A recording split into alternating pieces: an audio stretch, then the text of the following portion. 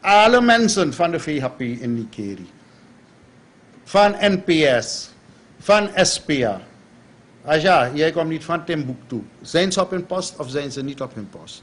Ze zijn toch op hun post, ondanks het feit dat ze de hele dag daar zijn. Vraag aan Santokhi of hij niet zelf is aangenomen door deze regering om andere dingen te gaan doen. SICAP bijvoorbeeld. Ja, dus wanneer zij hun eigen falen willen verdoezelen door zaken naar voren te brengen. Het is hun cultuur. Wanneer je 500 stoelen, ondanks je mensen oproept om te eten en te drinken, niet hebt kunnen vullen.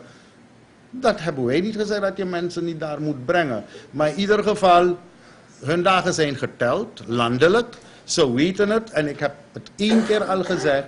Het is niet Santokhi en de bemanning. Het is de basis van de VHP.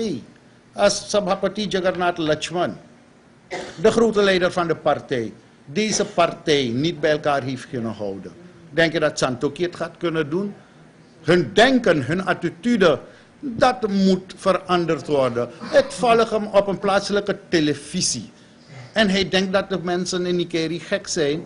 En hij, op een vraag antwoordt hij dat hij geen enkele van de zaken die genoemd zijn in de begroting 2011-2012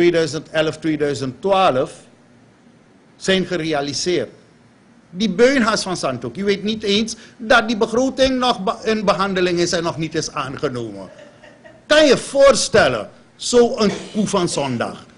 En die journalist heeft niet eens het niveau te zeggen, ja maar dat ding is nog niet eens aangenomen. En Santokhi en Cornuiten, die zullen de eerste zijn die er tegen, ze willen dat de zaken uitgevoerd worden, maar nu al zeg ik je dat ze er tegen gaan stemmen.